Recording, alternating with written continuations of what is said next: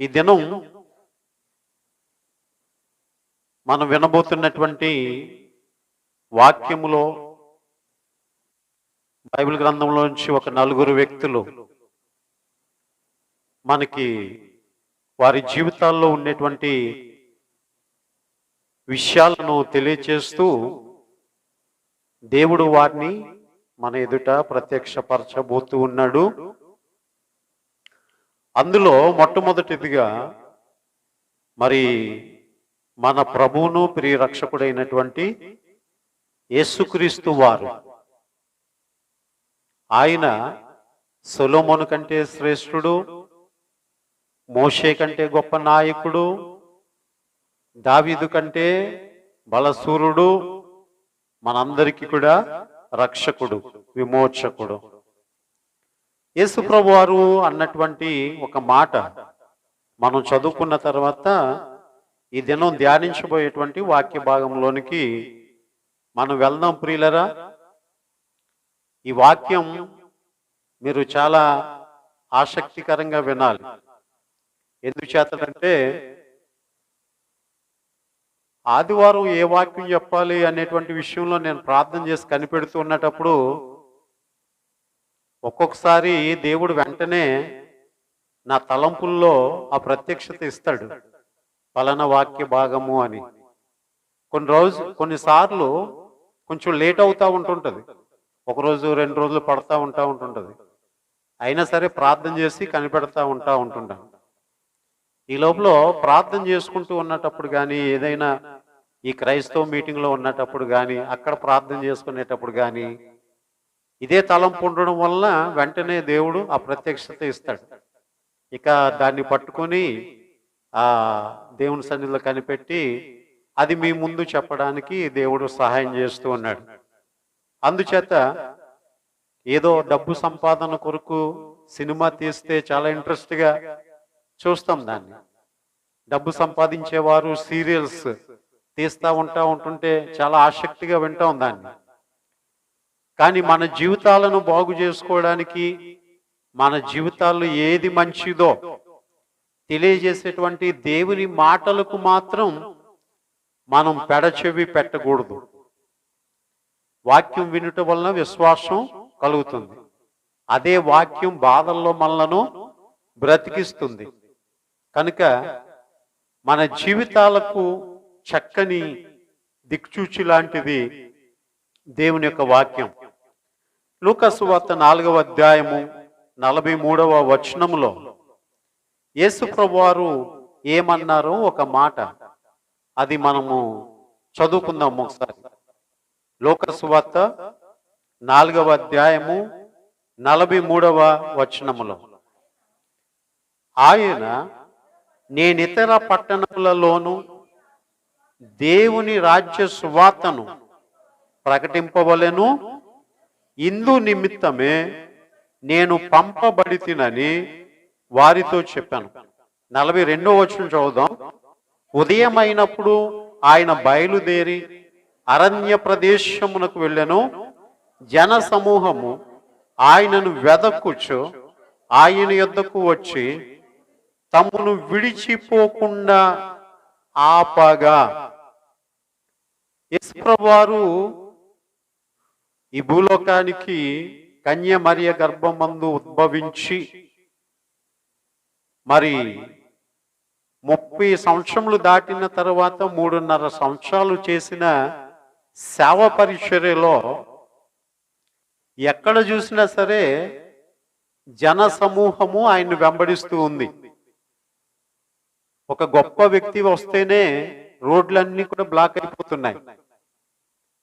ఆ గొప్ప వ్యక్తి మాట చేత ఏదైనా అద్భుతం చేస్తాడా, ఆయనలో ఏదైనా ప్రభావం ఉందా అనుకుంటే కాదు, ఒక లీడర్గా గొప్ప ఫేమస్ అయ్యాడు, అందుచేత అనేక మంది ఆయన చూడడానికి వెళ్తున్నారు. అయితే యేసు ప్రభువారు అనేక మందిని బ్రతికిస్తూ, అనేక మందిని బాగు చేస్తూ, అనేక మంది రోగులను స్వస్థపరుస్తూ, పలు విధమైనటువంటి దెయ్యములను వెళ్ళగొట్టుచు ఉంటుంటే వీళ్ళందరూ కూడా ఆయన మాటలు వినడానికి, ఆయన చేసే అద్భుతాలు చూడడానికి, ఆయన ద్వారా స్వస్థత పొందడానికి జన సమూహము ఎక్కడికక్కడ ఆయన ఏం చేస్తూ ఉన్నారు అంటే వెంబడిస్తూ ఉన్నారు. ఆయన ఎక్కడుంటే అక్కడికి వెళ్ళిపోతూ ఉన్నారు. ఇలాగున ఆయన ఒక ప్రదేశంలో ఉన్నటప్పుడు ఇక యేసయ్యను మన మధ్య నుంచి, మన ప్రాంతం నుంచి దాటిపోనివ్వకూడదు. ఆయన ఇక్కడే ఉంచేసుకోవాలి, మనం ఇక్కడ ఉంచుకుంటే మనకు మంచిది అన్నట్లుగా ఆయనను వారు విడిచిపోనివ్వకుండా ఆపేస్తున్నారట. ఆయన్ని ఆపేస్తూ ఉన్నటప్పుడు యేసుప్రభు వారు అన్నారు, నేను ఇతర పట్టణములలో కూడా దేవుని యొక్క సువార్తను ప్రకటించాలి, ఇందు నిమిత్తమే నేను పంపబడి తిని అన్నాడు ఆయన. ఈరోజు వాక్య సందేశంలో ఎక్కువగా వినబడేటువంటి మాట ఏంటి అంటే ఇందు నిమిత్తము. ప్రతిదానికి కూడా కారణం ఉంటుంది, కారణం లేకుండా ఏది ఉండదు. ఏమండి?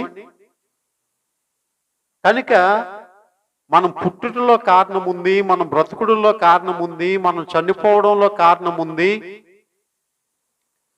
మనం చేసేటువంటి ప్రతి పనికి కూడా వెనకాతలు నడిపించే ఒక శక్తి, అయితే దైవికమైన శక్తి లేకపోతే దురాత్మ, ఏదో ఒక కారణం చేత ప్రతి ఒక్కటి కూడా ఉంది. ఈ రోజున యేసు ప్రభు వారు అన్న మాటని మనం ఆదర్శంగా తీసుకుని, నేను పరలోకము నుంచి తండ్రి కుడిపార్శ్వమున కూర్చుండకుండా సామాన్యుడిగా ఈ భూలోకంలో ఎందుకు జన్మించాను అంటే దేవుని యొక్క రాజ్య సువార్తను ప్రకటించడానికి. మీరేమో ఆ పట్టణం వెళ్ళొద్దు, ఈ పట్టణం వెళ్ళొద్దు, ఎక్కడికి వెళ్ళొద్దు, ఇక్కడే ఉండిపోండి అని అన్నట్లుగా నన్ను ఆపుతున్నారు. కానీ నేను ఎందుకు వచ్చాను అంటే సకల ప్రదేశములలో కూడా దేవుని యొక్క రాజ్య వార్తను ప్రకటించాలి. ఇందు నిమిత్తమే నేను ఇక్కడికి వచ్చాను. ఈ రోజున ఇక్కడికి ఎందుకు వచ్చాం? మనం కారణం లేకుండా వచ్చామా? కొన్ని ప్రాముఖ్యమైన కారణాలు ఉన్నాయి. ఒకటి, ప్రార్థన చేసుకోవడానికి వచ్చాం. రెండు, దేవుడు చేసినటువంటి మేలుకి కృతజ్ఞతాస్తుతులు చెప్పడానికి వచ్చాం. ఇక మూడవదిగా వాక్యం వినడానికి వచ్చాం. ఇక నాలుగవదిగా మనం చూస్తే మనకి కలిగినటువంటిది భగవంతునికి కానుకగా ఇవ్వడానికి వచ్చాం.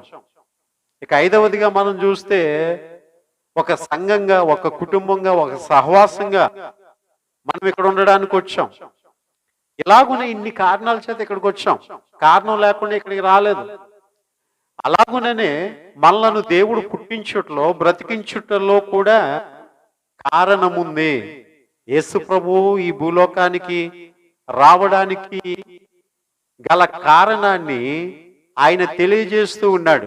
నేను ఎందుకు వచ్చాను అంటే సకల రాజ్యములలో కూడా దేవుని యొక్క రాజ్య సువార్తను నేను ప్రకటించడానికి వచ్చాను. హల్లెలూయా. చేతులెత్తి దేవునికి స్తోత్రం చెప్దాం, నో తెరిచి చెప్దాం, మరి బిగ్గరగా చెప్దాం. దేవుడు ఈ భూలోకంలో ఎందు నిమిత్తము మనలను ఎన్నుకున్నాడు, ఏర్పాటు చేసుకున్నాడు. ఈ యేసయ్య గురించి తెలియలేనటువంటి ప్రజలు కోకొల్లలుగా ఉన్నారు ఈ ప్రపంచంలో. అందులో ప్రత్యేకింపబడినటువంటి వ్యక్తి అయినట్టు నిన్నే ఎందుకు ఎన్నుకున్నాడు? ఇంకా నేను అంటాను, నీ అంతటా నీవుగా ఇక్కడికి రాలేదు. ఆయన నిన్ను ఎన్నుకున్నాడు కాబట్టి నువ్వు ఇక్కడికి వచ్చావు. ఆయన నిన్ను ఆకర్షించుకున్నాడు కాబట్టి నువ్వు ఇక్కడికి వచ్చావు. గోడ మీద ఉన్న వాల్ పోస్టులు చూసి మనం ఆకర్షితులమై, లేకపోతే యూట్యూబ్లో వచ్చినటువంటి యాడ్ చూసి మనం ఆకర్షితులమై సినిమా హాల్లోకి వెళ్ళి కూర్చున్నట్టు మనకి ఇక్కడ ఎలాంటి యాడ్స్ లేవు, ఎలాంటి వాల్ పోస్టర్స్ లేవు, కనీసం మన చర్చి పేరు కూడా బయట పెట్టుకోవడానికి లేదు. కానీ ఇక్కడికి ఎందుకు వచ్చాం మనం? ఇది మన వలన కలిగినటువంటిది కాదు. భగవంతుడే మనలోనికి దూరి ఆయన నీ చేత ఆరాధించబడడానికి, లేకపోతే తన దీవెనకరమైనటువంటి విషయాలు నీకు తెలియజేయడానికి ఆయన నిన్ను ఇక్కడికి రప్పించుకున్నాడు. హల్లెలూయా, హల్లెలూయా. చూడండి ప్రియులరా, దేవుడు స్వల్ప జనమైనటువంటి ఇజ్రాయేలీలను, యూదులను దేవుడు ఏర్పాటు చేసుకున్నాడు. అసలు ఈ రోజున కొన్ని లక్షల మంది యూదులు, ఇజ్రాయేలీలు ఉన్నప్పటికీ కూడా ఈ ప్రపంచములో మానవాళి సృజించబడ్డానికి మూలకారకుడు ఆదాము అవ్వలు ఎట్లానో ఇజ్రాయేలీలకు కూడా మూల పురుషుడు అబ్రహాము, ఇస్సాకు, యాకోబు. యాకోబుకి మరి ఆ 12 మంది సంతానం. ఈ 12 మంది అల్లబోయి 70 మంది అయ్యారు. 70 మంది అల్లబోయి పురుషులలో లెక్క చూస్తే 6 లక్షల జనాంగం అయ్యారు. పోనీ ఇంకా మనం లెక్కేసుకుంటే ఇంకా ఒక 15-18 లక్షల జనాంగం అయ్యారు. అయితే ఈ అబ్రహాము ఒక్కడిగా ఉన్నప్పుడు అతని బలాన్ని చూసి కానీ, అతని శక్తిని చూసి కానీ, అతని సామర్థ్యాన్ని చూసి కానీ దేవుడు పిలవలేదట. కృపచేత మనం రక్షించబడినట్లు అబ్రహాముకి కూడా ఆ రోజు కృప దొరికింది. ద్వితీయోపదేశకాండము 7వ అధ్యాయము 6-7 వచనాలలో నీవు నీ దేవుడైన యెహోవాకు ప్రతిష్ఠిత జనము. హల్లెలూయా. నీవు నీ దేవుడైన యెహోవాకు ప్రతిష్ఠిత జనము. మనం అంటాము ఆలయ ప్రతిష్ఠిత చేస్తున్నామండి, గృహ ప్రతిష్ఠిత చేస్తున్నామండి. అంటే గృహం కట్టుకుని ఇంట్లో గేదెలు కట్టుకోవడానికి కాదు, ఆలయాన్ని కట్టుకుని అందులో ఏదో వ్యాపారం చేసుకోవడానికి కాదు. ప్రతిష్ఠిత అంటే దేని కొరకు దాన్ని నిర్మించామో దాని కొరకే దాన్ని ప్రతిష్ఠిస్తున్నాం. ఇది గాక వేరొకటి ఉండదు అని దాన్ని ప్రతిష్ఠిస్తూ ఉన్నాం. దేవుడట మనల్ని కూడా ప్రతిష్ఠిత జనముగా చేసుకున్నాడట. సామాన్యమైనటువంటి మనుషులు కాదు. లోకంలోకి వెళ్ళగానే వాళ్ళతో పాటు మనం సమానం అయిపోతాం, వాళ్ళతో పాటు మనము సమానమే అన్నట్లుగా జీవిస్తూ ఉంటుంటాం. కాదు, మనకంటూ ఒక ప్రత్యేకత ఉంది ప్రియులారా. హల్లెలూయా, హల్లెలూయా. ఒక్కొక్క వర్గాన్ని మనం చూస్తే వాళ్ళకి కొన్ని ప్రతిష్ఠితలు ఉంటుంటాయి. దేవుడు మనలను కూడా ప్రతిష్ఠిత జనముగా చేసుకున్నాడు. మనం తినకూడనివి కొన్ని ఉన్నాయి, మనం వెళ్ళకూడనివి కొన్ని ఉన్నాయి, మనం ముట్టుకోకూడనివి కొన్ని ఉన్నాయి, మనం అనకూడనివి కొన్ని ఉన్నాయి, మనం చేయకూడనివి కొన్ని ఉన్నాయి. ఎందుకంటే ప్రతిష్ఠిత జనము గనుక, ప్రతిష్ఠిత జనము గనుక. కనుక దేవుడు ప్రతిష్ఠిత జనముగా చేసుకున్నాడు. ఇలాగున చేసుకున్నటల్లో నీ దేవుడైన యెహోవా భూమి మీద ఉన్న సమస్త జనముల కంటే నిన్ను ఎక్కువగా ఎంచి నిన్ను తనకు స్వకీయ జనముగా ఏర్పరచుకునేను. నిన్ను ఎక్కువగా ఎంచాడంట. దేవుని చేత ఎవరైనా పిలువబడితే, దేవుణ్ణి ఎవరైనా అంగీకరిస్తే వారు ఎవరై ఉన్నారంటే వారు ఎక్కువగా ఎంచబడ్డారట. ఎక్కువగా ఎంచబడ్డారట. ఎక్కువగా ఎంచబడ్డం అంటే ఏంటి చెప్పండి? మీ ఇంటిలో మీ బిడ్డలకు ఉండే స్థానం మీ పక్కింటోడికి ఉండదు కదా. మీ పక్కింటోళ్ళ పిల్లల కన్నా మీ పిల్లలు ఎక్కువ. ఎందుకంటే మీరు మీ రక్తంతో వాళ్ళని కన్నారు కాబట్టి. అలాగున దేవుడు మనలను ఈ లోకంలో ఎక్కువగా ఎంచాడట. మనం ఎక్కువగా ఉండకుండా తక్కువగా ఉంటుంటాం. అప్పుడప్పుడు మనం గొప్పవారమని తెలియక మనల్ని మనం కించపరుచుకున్నట్లుగా ఉంటుంటాం కొన్నిసార్లు. ఏమండి, ఒకవేళ పలానా ఆస్తి ఐశ్వర్యం ఉన్నటువంటి వ్యక్తి తాలూకా కొడుకుని నేను తెలుసా, లేకపోతే కూతుర్ని తెలుసా అని చెప్పుకునే వారిలాగా మనం కూడా మన దేవుని బట్టి అతిశయించాల, సంతోషించాల. నేను ఎవరిని తెలుసా? రాజులకే రాజు, ప్రభువులకే ప్రభు అయినటువంటి దేవాది దేవుని యొక్క కుమారుణ్ణి అని మనల్ని ఎక్కువగా చూసుకోవాలి. హల్లెలూయా, హల్లెలూయా. కనుక నా దేవుడు గొప్పవాడు, ఆయన బిడ్డను నేను కూడా గొప్పవాడనే అని చెప్పి మనల్ని ఎక్కువగా ఎంచిన దేవుని బట్టి మనం దేవుని స్తుతించాలి. అంతేకాకుండా నిన్ను తనకు స్వకీయ జనముగా ఏర్పరుచుకున్నాడు. ఎలా ఏర్పరచుకున్నాడట చెప్పండి? స్వకీయ జనముగా. ఒకవేళ ఒక తండ్రి, ఒక కుటుంబంలో ఉన్నటువంటి భార్య భర్తలకే పిల్లలు లేరనుకోండి,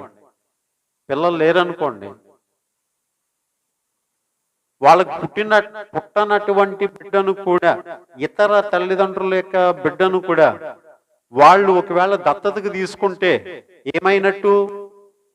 దత్తతకు తీసుకునబడినటువంటి బిడ్డ దత్తతకు తీసుకున్నటువంటి వారి యొక్క ఆస్తి అంతటి మీద కూడా అధికారం కలిగి ఉన్నట్టు. కనుక మన దేవుడు కూడా మనను ఎలాగున ఏర్పరచుకున్నాడు అంటే స్వకీయ జనముగా. నా ప్రజలు చాలా మార్లు బైబిల్ గ్రంథంలో నా ప్రజలు అన్నాడు. ఏమండి? పలానా పార్టీ వారు అని అంటేనే వీళ్ళు మా పార్టీ వాళ్ళండి, వీళ్ళు మా ఊరోళ్ళండి, వీళ్ళు మా కులస్తులండి, వీళ్ళు మా మతస్థులండి అని అన్నట్లుగా ఆయన అన్నాడు, నేను ఏర్పరచుకున్నటువంటి ఈ ప్రజలు నా ప్రజలు అన్నాడు. హల్లెలూయా, హల్లెలూయా. ఆయన ప్రజలుగా ఉండడం, ఆయన బిడ్డలుగా ఉండడం ఏమండి మనకి ఎంత గొప్ప ధన్యత, ఎంత గొప్ప ధన్యత. అంతేకాకుండా 7వ అధ్యాయం 7వ వచనంలో మీరు సర్వజనుల కంటే విస్తార జనమని యెహోవా మిమ్మును ప్రేమించి మిమ్మును ఏర్పరచుకొనలేదు, సమస్త జనముల కంటే లెక్కకు తక్కువే కదా. లెక్కకు తక్కువే కదా. చూడండి, అందంగా ఉన్నామనా, లేకపోతే ధనవంతులముగా ఉన్నామనా, గొప్ప కులంలో పుట్టామనా, గొప్ప వంశంలో పుట్టామనా, అలాంటివేవి కూడా చూడకుండా అల్పులైన వారిని, నీచులైన వారిని, దీనులైన వారిని, పేదలైన వారిని దేవుడు ఎన్నుకుంటా వచ్చాడంట. నేనంటాను, ఘోర పాపినైన నన్ను కూడా దేవుడు తన స్వకీయ జనముగా చేసుకోవడానికి ఇష్టపడ్డాడు. కొన్ని ఆలయాల్లో మనం చూస్తూ ఉంటుంటాం, వీళ్ళు తక్కువ కులస్తులు, ఈ దేవాలయంలో అడుగు పెట్టడానికి వీల్లేదు అని అంటారు. దేవుడికి అలాంటి వ్యత్యాసం ఉంటుందా? దేవుడు అందరికీ సమానమే కదా. మరి దేవుడు నీతిమంతులకే దేవుడా అంటే కాదు, ఆయన పాపులకు కూడా దేవుడే. హల్లెలూయా. పాపులను కూడా ప్రేమించేవాడు.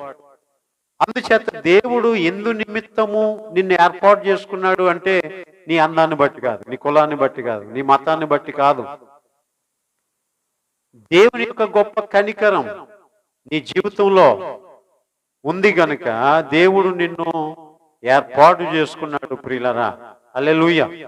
అంతేకాకుండా చివరిలో మనం వింటాం, అపోస్తులైనటువంటి పౌలు చెప్పినటువంటి మాట, ఈ భూలోకములో ఆయన యొక్క సత్క్రియలను చేయడానికి దేవుడు మనల్ని ఎన్నుకున్నాడట, ఏర్పాటు చేసుకున్నాడట ప్రియులరా.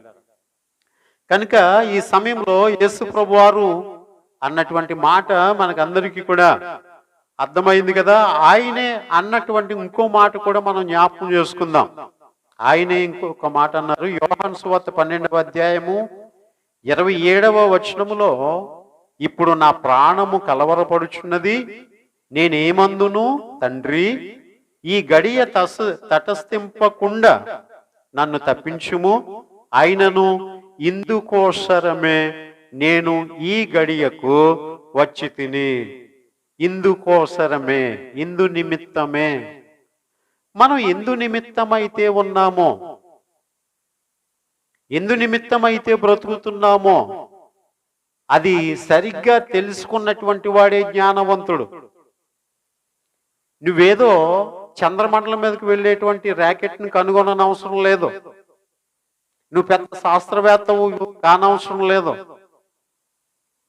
నన్ను నిజంగా ఎవరు సృజించారో, నేను ఎవరి వలన బ్రతుకుతున్నాను అనేటువంటి విషయం సరిగ్గా నీకు తెలిస్తే చాలు, నువ్వు కూడా జ్ఞానవంతుడివే. యేసుప్రభు వారు అన్నారు, ఇందుకోసరమే నేను ఈ గడియకు వచ్చి తిని. ఏ సందర్భంలో యేసుప్రభు వారు ఈ మాట అన్నారు అంటే, ఆయన ప్రజల యొక్క పాప క్షమాపణ కొరకు రక్తం చిందించవలసి ఉంది గనుక సిలువ వేయబడడానికి ముందు ఆయన ఈ మాటలు అంటూ ఏమని అంటున్నారంటే, అయ్యా, నేను భారమైన సిలువను మోయాలి, నా ప్రాణాన్ని కలువరి సిలువలో పెట్టాలి, నా ప్రాణము బహుగా ఈ సమయంలో కలవరపడుతుంది, ఇది నేను చేయగలనా లేనా అని, ఇది నాకు సాధ్యమా కాదా అని, ఇంతటి బాధను నేను ఓర్చగలనా లేనా అని, ఒకవేళ నీ చిత్తమైతే తప్పించు, అయినను నా ఇష్టము కాదు నీ ఇష్ట ప్రకారమే జరిగించు, నేను ప్రజల యొక్క పాప క్షమాపణ కొరకు ప్రాణం పెట్టడానికే నేను వచ్చాను గనుక ఆ గడియ వచ్చింది కనుక ఆ గడియలో జరగబోయే దానిని నేను జరిగిస్తాను అన్నారు యేసయ్య. దేవునికి స్తోత్రం. హల్లెలూయా, హల్లెలూయా. ఎందుకోసం వచ్చామో తెలియక కొంతమంది అనాలోచనగా ఉంటారు. అనాలోచనగా ఉంటారు. దేవుని మందిరానికి ఎందుకు వచ్చావు నీకు తెలియకపోతే ఇంకెందుకు రావడం ఇక్కడికి? దేవుడు ఎందుకు ఎన్నుకున్నాడో తెలియకపోతే నీ పిలుపు వలనైనటువంటి గొప్పతనం నీకేం తెలుస్తుంది? ఎందుకు వచ్చావు? ప్రార్థన చేయడానికి వచ్చావు. ఆ విషయం కూడా తెలియకుండా ప్రార్థన చేయకుండా వెళ్ళిపోతాం. వారంలో 7 రోజుల్లో 7x24 గంటల సమయంలో ఒక్క 2 గంటలు ఇక్కడ ప్రార్థనలో గడపడానికి కూడా 1 గంట ఆలస్యంగా వస్తావు. ఎందుకో నీకు తెలియదు ఈ సన్నిధి యొక్క విలువ. ఎందుకో నీకు అర్థం కాదు ఈ దినమేంటో, ఈ సమయం ఏంటో, ఈ ఆరాధన విలువేంటో నీకు తెలిస్తే నువ్వు బుద్ధిమంతుడివే, నువ్వు జ్ఞానం కలిగినటువంటి వ్యక్తివే. ఎందు నిమిత్తము దేవుడు మనల్ని ఏర్పాటు చేసుకున్నాడు. వీలైతే సమయబద్ధం లేకపోతే లేదనా, మనకి ఇష్టం వచ్చిన సమయానికి వెళ్దామనా? ఎందు నిమిత్తము నేను అంటాను, ఈ లోకంలో కనీసం జీవితంలో వేలికి ఒక బంగారు ఉంగరాన్ని పెట్టుకునేటువంటి ధన్యత నీకు లేకపోయినా పరలోక రాజ్యములో వజ్ర వైడూర్యాలతో కూడినటువంటి ఆ కిరీటాన్ని దేవుడు నీ నెత్తి మీద పెట్టడానికి అలుపులవు అయోగ్యులమైనటువంటి మనలను దేవుడు పిలుచుకున్నాడు. అది తెలిస్తే అలాంటి అవకాశాన్ని ఎవరైనా పాడు చేసుకుంటారా? ఎవరైనా పాడు చేసుకుంటారా? ఏమండి, ఇందుకోసమే నేను ఈ గడియకు వచ్చి తిని కనుక ఇలాగున నా ప్రాణమును అర్పించడానికే నేను వచ్చి తిని గనక నేను నా ప్రాణాన్ని అర్పిస్తాను, నా ప్రాణాన్ని అర్పిస్తాను.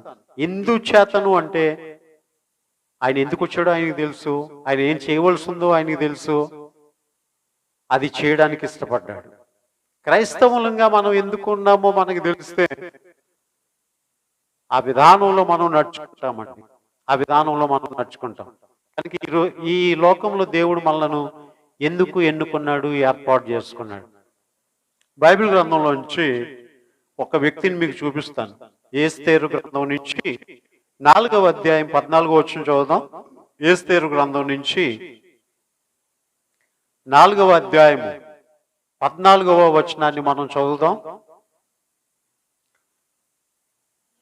నీవు ఈ సమయమందు ఏమీయూ మాట్లాడక మౌనముగానున్న ఎడల యూదులకు సహాయమును విడుదలయు మరి యొక్క దిక్కు నుండి వచ్చును గాని నీవును నీ తండ్రి ఇంటి వారును నశించుదురు.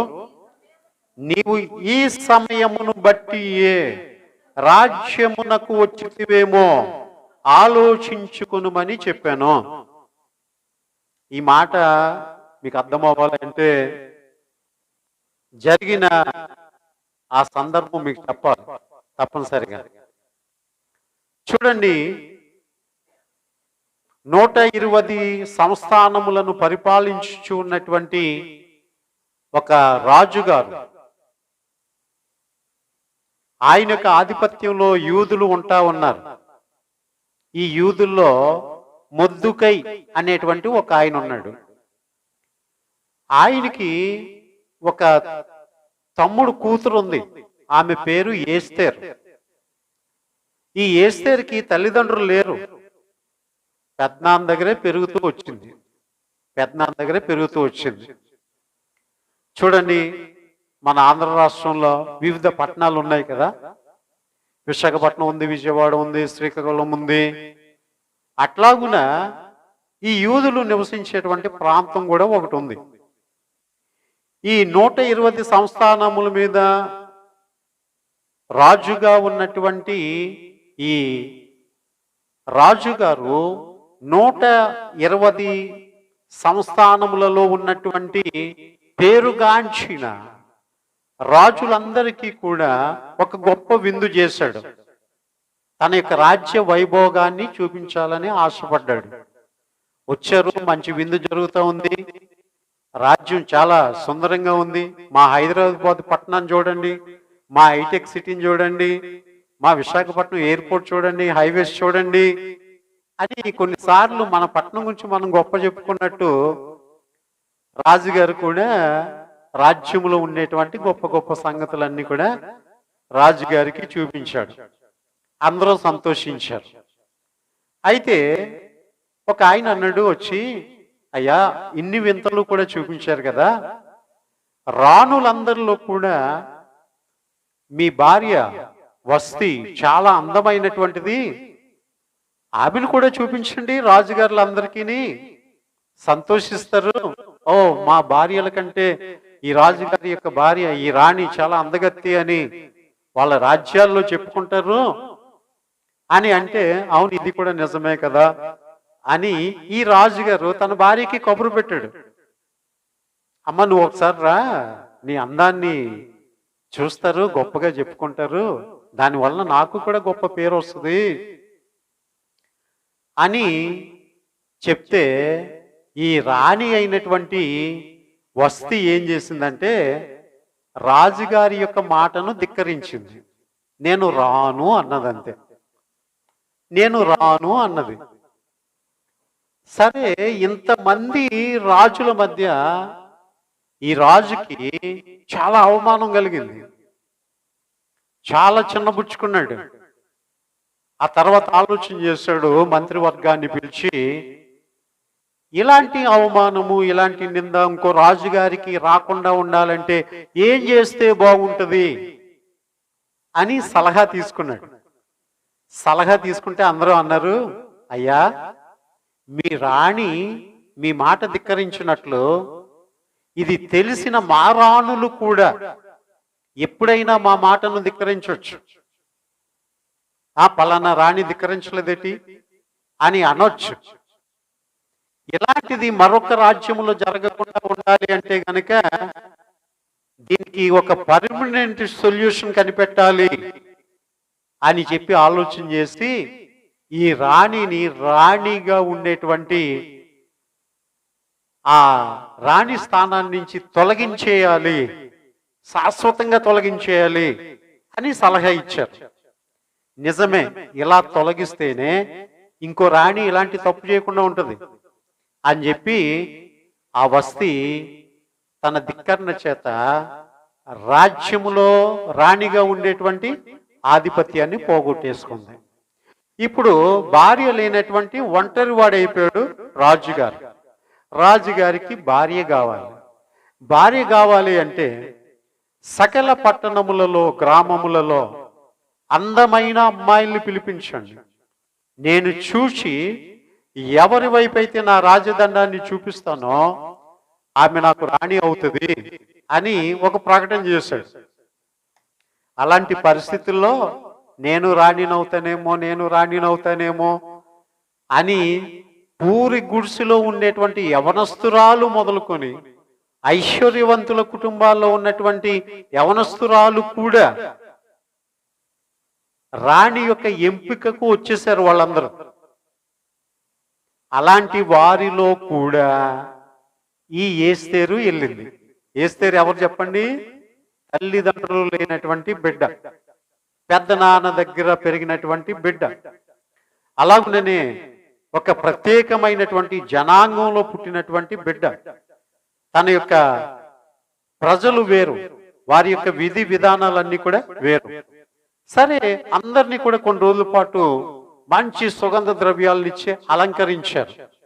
ఏమండి, మనం ఈ రోజులో వాడుతున్నాం కదా, బయటకు వెళ్తే ఫెయిర్ అండ్ లవ్లీ రాసుకున్నట్టు, పెదాలకి లిప్స్టిక్ వేసుకున్నట్టు, నెయిల్ పాలిష్ పెట్టుకున్నట్టు, ఇంకా రింగులు తిరగడానికి ఇక్కడిక్కడ కొంచెం కత్తిరించుకున్నట్టు, చెవులు ఒకవేళ కురసగా ఉన్నాయని సాగడానికో ఏంటో ఇంత పెద్ద రింగులు పెడతా ఉంటాం.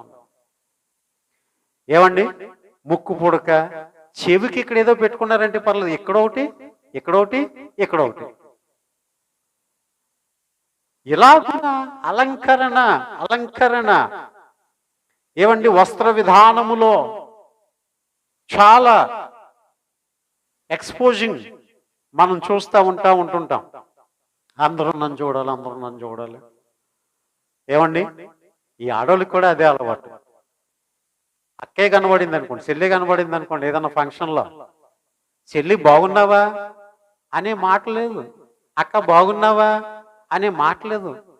చూసి చూడంగానే ఈ చీర ఎక్కడ కొన్నావేటి, ఏ షాప్లో కొన్నావు, లక్కీ షాపింగ్ మాలా లేకపోతే సిఎంఆరా, ఈ డ్రెస్ ఎక్కడిది చెల్లి, కలర్ భలేగా ఉంది, ఇవే మాటలు. ప్రజలందరికీ కూడా అలంకరణ మీద, అందం మీద దృష్టి ఉంది ప్రియులారు. ఇంకా మంచి చెడులు వాళ్ళకి అనవసరం ప్రియులారు. ఈ రాజుగారి యొక్క దృష్టిని ఆకర్షించుకునేలాగా అందరూ కూడా తయారైతే వాళ్ళ యొక్క ఇష్టాన్ని బట్టి చూడండి, వేస్తారట వాళ్ళని అలంకరించడానికి నియమించబడినటువంటి ఆ హేగే ఎలాంటి అలంకారాన్ని ఇచ్చాడో అంతలోనే ఉందంట. మొన్న యునైటెడ్ బాప్టిస్ట్ చర్చ్ పాస్టర్ గారు వాళ్ళ అమ్మాయి యాక్సిడెంట్లో చనిపోయింది. విశాఖ డైరీ దగ్గర ఆ సర్వీస్ రోడ్లో నుంచి హైవే ఎక్కేటప్పుడు ఒక లారీ ఢీకొట్టగా ఒక 2 గంటల వ్యవధిలో చనిపోయింది. ఆ అమ్మాయి ప్రక్కటెముకలు ఆ గుండెలు గుచ్చుకుపోవడం వలన చనిపోయింది. ఆ అమ్మాయి గురించి సంఘం అంతా కూడా, సంఘ పెద్దలు కూడా, సంఘ స్త్రీల సమాజం కూడా ఇచ్చినటువంటి సాక్ష్యం ఏమిటి అంటే, అమ్మ ఎలాంటి డ్రెస్ ప్రపోజ్ చేస్తుందో అలాంటి డ్రెస్నే వేసుకుంటుంది. అమ్మ యొక్క హెయిర్ స్టైల్ ఎలాగున్నా ఉండాలని కోరుకుంటుందో అట్లానే ఉంటుందట. ఏమండి, కనుక పిల్లరా, అటువంటి వాటికి విలువ ఉంది. అటువంటి వాటిని దేవుడు గుర్తిస్తాడు ప్రియులారా, గుర్తిస్తాడు. కనుక దేవుని యొక్క దృష్టికి సాంప్రదాయకమైనటువంటి విధానములో మనం ఉండాలి. దేవునికి స్తోత్రం. హల్లెలూయా, హల్లెలూయా. నేను కూడా దేవుని ఎదుట ఒప్పుకున్నాను. ఏంటి అంటే, కొన్నాళ్లుగా నన్ను తినేస్తున్నటువంటి పెద్ద గందరగోళమైన పరిస్థితి ఏంటంటే, నేను ఫెయిర్ అండ్ లవ్లీ రాసుకున్నాను, లేకపోతే వేరే ఒకటి ఏది రాసుకొని, కానీ నా తలకి మాత్రం రంగు వేసుకుంటాను. అది ఎప్పుడు మానేస్తానా అని ఆ పరిపూర్ణమైనటువంటి సమర్పణ కొరకు నేను ఎదురు చూస్తున్నాను. ఇంకా అంతమించి ఓవర్గా చేసేది ఏమి కూడా లేదు ప్రియులారా. కాకపోతే దేవునికి గంత తేవడం కోసం అప్పుడప్పుడు వేస్ట్ కోట్ వేసుకుని ప్రసంగం చెప్తాం, దేవుని సేవకుని కాబట్టి. ఏమండి, కనుక అలాంటి సమర్పణలోనికి రావాలి అంటే ఏస్తేరు ఆమె ఏమి కూడా అదనంగా చేయలేదండి, అదనంగా చేయలేదు. ఆ హేగే నిర్ణయించినటువంటి దాన్ని చేస్తా వచ్చింది ప్రియులారా. ఒకరోజు రాజు సముఖమునకు యవనస్తురాళ్ళు అందరూ కూడా వస్తున్నారు. అందరిలో ఏస్తేరుని చూసి రాజు తన రాజదండాన్ని చాపాడు. ఈమె నాకు కాబోయేటువంటి రాణి అన్నాడు. హల్లెలూయా, హల్లెలూయా. కనుక ఏస్తేరు తల్లిదండ్రులు లేనటువంటి బిడ్డ అయ్యుండి, ఒక అనాథ అయ్యుండి ఎక్కడికి వెళ్ళిపోయిందండి? తిన్నంగా ఆస్తిమంతురాలు కాదు, ఐశ్వర్యవంతురాలు కాదు, అని డిస్టర్బ్ చేయకూడదు, మధ్యలో అటు ఇటు వెళ్ళకూడదు. ఓకే. కనుక ఈమెకు ఎంత ధన్యతను దేవుడు అనుగ్రహించాడో చూడండి. ఒక సామాన్యురాలు ఎక్కడికి వెళ్ళిపోయిందండి? రాజుగారి ప్రక్కన రాణిగా కూర్చుండేటువంటి స్థానాన్ని ప్రభు అనుగ్రహించాడు. ఓకే. ఈ తతంగం అంతా కూడా ఎందుకు జరుగుంటది అంటారు? ఈ తతంగం అంతా కూడా ఎందుకు జరుగుంటది అంటారు? మొన్న ఆదివారం కూడా మనం చెప్పుకున్నాం. ఆయన శిష్యులైనటువంటి వారికి ఆయన మహత్యమును చూపించు నిమిత్తము ఆయన ముందుగా ఏమేమి చేస్తా వచ్చాడు? ముందు దోణులు కావాలన్నాడు, లోపలికి నడిపించండి అన్నాడు, విస్తారమైన చేపలు పడ్డాయి, ఇదంతా చూసిన తర్వాత మీకు ఏం అర్థమైంది అన్నట్లుగా ఆయన ప్రశ్నిస్తే, ప్రభువా నువ్వు ఉంటుండగా ఇంత అద్భుతాలు జరుగుతాయి మా జీవితంలో అని అంటే, మరి చేపలు పట్టడం కాదురా మీరు, మిమ్మల్ని మనుషులు పట్టే జాలర్లుగా చేస్తానని ఈ తతంగం అంతా ముందు జరిగింది. మరి ఈ తతంగం అంతా కూడా ఎందుకు జరిగినట్టు? కొంతమంది యేసుప్రభు వారు మమ్మల్ని రోగంలో బాగు చేశారండి. రోగ తతంగం అంతా ఎందుకు జరిగిందో తెలుసా? ఆయన మహత్యము తెలుసుకుంటే కొరకు. హల్లెలూయా. కొన్ని తతంగాలు ఎందుకు జరుగుతున్నాయో తెలుసా? దేవుని వలన జరుగుతూ ఉన్నాయి. అందులో నీవు దేవుని యొక్క మహత్యమును గ్రహిస్తావని, దేవుని యొక్క శక్తిని నువ్వు ఎరిగి ఉంటావని. అందుచేత కొన్నిసార్లు బాధపడితేనే గాని బోధ అర్థమవ్వదు అన్నట్లుగా బాధకు గురి చేసి బోధ చేస్తాడు దేవుడు. హల్లెలూయా, హల్లెలూయా. మాటలతో కాదండి, బాధే బోధ అవుతుంది. అది బాగా బోధపడుతుంది. కనుక ఏస్తేరేంటి, తల్లిదండ్రులు లేని బిడ్డ ఏంటి, ఒక పెద్దనాన్న దగ్గర పెరగడం ఏంటి, రాజుగారు ఏంటి, ఆ రాణి మాట ధిక్కరించడం ఏంటి, అందరూ సలహా ఇవ్వడం ఏంటి, అందులో ఏస్తేరు ఉండడం ఏంటి, ఏస్తేరును చూసి రాజుగారు ఇష్టపడడం ఏంటి, ఎందుకు జరుగుతుంది ఈ తతంగం అంతా? ఈ రాజ్యం, రాజ్య పరిపాలన, ప్రస్తుతం అందున్నటువంటి భూ పరిస్థితులన్నీ కూడా దేవుని యొక్క దృష్టిలో దేవుడు ఏర్పరిచినటువంటి ఒక తతంగమే. ఎందుకో తెలుసా? ఆయన రాకడకు పరిస్థితులన్నీ కూడా సిద్ధపాటుగా ఉంటున్నాయి. హల్లెలూయా, హల్లెలూయా, హల్లెలూయా. యవనస్తురాల్లో ఇష్టం పుట్టించే ప్రాయము ఆమె ఎందుకు కలుగునట్లు, వృద్ధాప్యం వస్తే ఇంకా వీళ్ళ భూలోకంలో తనువు చాలించుకుంటారు అన్నట్లుగా కొన్ని పరిస్థితులు వాళ్ళల్లో కనబడుతున్నట్లు, ప్రతి దానికి కూడా ముందు ఒక కార్యం ఉంది గనుక, దానికి సంబంధించి ఇవన్నీ కూడా జరుగుతున్నాయి గనుక, ఏస్తేరు కూడా ఇప్పుడు ఎక్కడికి వెళ్ళి కూర్చుంది చెప్పండి, మాట్లాడాలి మీరు. రాజ మందిరములో రాజుగారి పక్కన కూర్చుంది. ఏం జరగబోతుందని దేవుడు ముందుగానే ఎరిగి ఈమెను అక్కడికి తీసుకెళ్ళి పెట్టాడు అంటే ఇలా జరగబోతుందని తెలుసు. నేను అంటున్నాను, చీమలకైనా ముందుగతి ఉంది కానీ మనుషులమైన మనకే ముందుగతి లేదు, ముందు చూపు లేదు. ఆయన వస్తాడు, నేను వెళ్ళాలి అనే సిద్ధపాటు మనకు లేదు.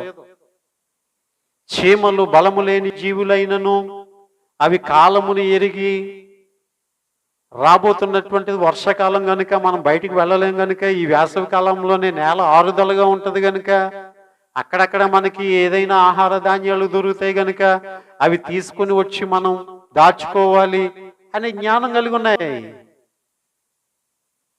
ఆయన వస్తున్నాడు, లోక పరిస్థితులన్నీ కూడా ఎట్లా మారుతున్నాయి, ఆయన ఎప్పుడు వస్తాడో, నా పోకడ ఎప్పుడో నాకు తెలియదు కనుక నేను సిద్ధపడతాను అన్నటువంటి జ్ఞానం మనకు లేదు. అలాగుంటే పరుగులు ఇడుచు దేవుణ్ణి ఆరాధన చేసేవాళ్ళం. అలాగుంటే మనం ఎందు నిమిత్తమైతే ఏర్పాటు చేయబడ్డామో మనకి తెలిసి ఉండేది. ఏస్తేరేంటి, రాజుగారి పక్కన ఆ యొక్క రాజసింహాసనం మీద కూర్చుండడం ఏంటి, ఏం జరగబోతుందని, ఏం జరగబోతుందో చెప్తాను. ఏం జరగబోతుందని ముందుగానే ఆయన ప్రణాళిక చేశాడో చెప్తాను నేను. దేవుని మహిమ కలుగుగాక. హల్లెలూయా. ఈ రాజుగారి దగ్గర హామాను అనేటువంటి ఒక మంత్రి ఉన్నాడు. రాజుగారి దగ్గర హామాను అనేటువంటి ఒక మంత్రి ఉన్నాడు. ఈ మంత్రి ఒకరోజు గుర్రం మీద వెళ్తున్నాడట. గుర్రం మీద వెళ్తా ఉంటుంటే మంత్రి అనగానే ఆ రోజుల్లో ఉండే సాంప్రదాయం ఏంటి అంటే ప్రజలందరూ కూడా మంత్రి వెళ్తా ఉంటుంటే ప్రజలందరూ కూడా మోకాళ్ళ మీద ఉండడమో లేకపోతే ఇలా తల వంచడమో లేకపోతే ఇలా నమస్కరించడమో ఏదో చేస్తారు. ఆయన వెళ్ళిపోతున్నాడు, ప్రజలందరూ ఇట్లా చేస్తూ ఉన్నారు. కానీ ఈ ఏస్తేరు పెద్దనాన్న ముద్దుకై ఉన్నాడు కదా, ఏస్తేరు పెద్దనాన్న ముద్దుకై అతను ఏం చల్లించట్లేదట, మోకాళ్ళు వేయలేదట, తల వంచలేదట, చేతులు జోడించలేదట. ఇవన్నీ చూసి ఈ మంత్రి అయినటువంటి హామాను అనుకున్నాడు, ఎవరితను అని అంటే ఇతను యూదుడండి అని చెప్పారు. మరి ఏంటి, నా యొక్క ఆధిపత్యంలో ఉంటూ నాకు నమస్కరించకుండా అంత గర్విష్ఠుల్లాగా ఉన్నాడు కనుక ఈ రాజధిక్కరణను బట్టి ఇతనికి ఉరి కొయ్యను ఏర్పాటు చేసి దాని మీద ఇతని ఇంటి వారిని ఇతని యొక్క వంశపు వారిని అందరినీ కూడా ఉరి తీయించేయాలి అని చెప్పి ఉరి కొయ్యను సిద్ధం చేశాడు. రాజుగారి యొక్క మంత్రి గారికి కేవలం వంగి నమస్కారం చేయలేదన్న ఒక్క కారణం చేత. ఓకే, ఈ ముద్దుకైన అడిగారు, ఏమయ్యా మంత్రి కదా ఆయన చేతులు ఇచ్చి జోడించి లేకపోతే ఇలా తల ఉంచితే ఏం పోయింది నీకు అని అంటే ఈ ముద్దుకై అన్నాడు, అయ్యా మేము నమ్మిన దేవుడు ఒక ఆయన ఉన్నాడు, ఆయన ఏమన్నాడు అంటే నీ దేవుడైన యెహోవాకు తప్ప మరి దేనికి నీవు నమస్కరించకూడదు అని చెప్పాడు. అందుచేత మేము మా దేవునికి నమస్కరిస్తాం తప్ప ఏ మనిషికి కూడా నమస్కారం మేము చెయ్యం, తల వంచము అని అన్నాడు. మనం కూడా అంతే కదండి. మన దేవుడు మనకి ఏమన్నాడు చెప్పండి, నేనే దేవుడు, నేనే సృష్టికర్తను, నేనే మిమ్మల్ని పెంచుతూ ఉన్నటువంటి వాడిని, పోషిస్తూ ఉన్నటువంటి వాడిని, నేను కాదని ఇంకొక దేనికి కూడా మీరు నమస్కరించకూడదు, వాటిని ఆరాధన చెయ్యకూడదు. చూడండి, మీరు ఇంట్లో ఒక కోడిపెట్టను పెంచుకుంటున్నారు అనుకోండి, అది చిన్నప్పటి నుంచి పెరిగి పెద్దదై గుడ్లెట్టే వయసు వచ్చింది అనుకోండి, రోజు నూకలేస్తున్నారు, పిల్లి ఎత్తిపోతుందేమో దాన్ని కాపలా కాస్తున్నారు, దానికి ఏమైనా నీరసం వస్తే టాబ్లెట్ వేస్తున్నారు, ఆకలేస్తే దానికి ఆహారం పెడుతున్నారు. ఇలాగున మీ సంరక్షణలో ఎదిగి పెద్దదైన తర్వాత గుడ్లెట్టే వయసు వచ్చిన తర్వాత మీ ఇంట్లో కాకుండా పక్క వాళ్ళ ఇంట్లో గుడ్డెట్టేస్తుంది అనుకోండి, ఏం చేస్తారు మీరు? అమ్మ ఇంకా దీన్ని బతకనివ్వకూడదురా, ఈరోజు కట్ చేసి సండే చక్కగా చికెన్ కర్రీ చేస్తే తప్ప ఇలాంటి విశ్వాసఘాతకమైనటువంటి కోడిని మనం ఇంకా బతకనివ్వకూడదు అని అనుకుంటారు. ఎవరికైనా కోపం వస్తుంది. దేవుడు కూడా నేను తప్ప వేరొక దేవుడు నీకు ఉండకూడదు, దేని రూపమునైనా నీవు చేసుకొనకూడదు, దేనిని కూడా నీవు నమస్కరించకూడదు. అంత మాత్రాన అధికారులను గౌరవించొద్దని కాదు, అధికారులను గౌరవించాలి, రాజులను గౌరవించాలి, అంతేగాని వాళ్లే దేవుళ్ళలాగా దండాలు పెట్టకూడదు. ఏమండి, కొన్ని జ్ఞాపకార్థ కూడుకుల్లో అది మా నాన్నగారి విషయంలో జరిగింది, మా అమ్మగారి విషయంలో జరిగింది, చాలా చోట్ల జరుగుతూ ఉంటుంటుంది. అయితే మా అమ్మగారు నాన్నగారి కార్యక్రమాలకి వచ్చినటువంటి వాళ్ళందరూ కూడా క్రైస్తవులే కాబట్టి అక్కడ ధర్మ విరుద్ధంగా ఏం జరగలేదు. కొంతమంది దేవుణ్ణి నమ్ముకున్నటువంటి వాళ్ళు చనిపోయిన తర్వాత జ్ఞాపకార్థ కూడికి పెడితే ఫోటో ఆవిష్కరణ అని చెప్పి అక్కడ ఫోటో పెడతారు. ఇక కొంతమంది అంజులు వస్తారండి, ఆ ఫోటోలో ఆయన తింటాడు అన్నట్లుగా అక్కడ స్వీట్లు పెడతారు, తింటాడు ఆయన.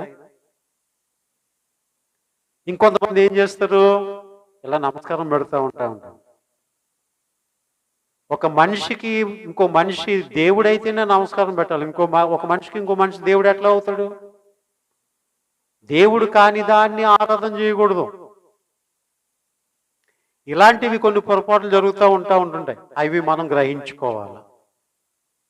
అందుచేత ఎప్పుడైనా ఇలాంటి సందర్భం వచ్చిందనుకోండి, సరిగ్గా అలాంటి కోటాల్లోనే పెద్ద గొడవ అయిపోతూ ఉంటుంది. మా పాస్టర్ గారు అగరబత్తి పెట్టొద్దు అన్నాడు, అట్టుపళ్ళు పెట్టొద్దు అన్నాడు, అక్కడ కొబ్బరికాయ పెట్టొద్దు అన్నాడు. ఈడేం పాస్టర్?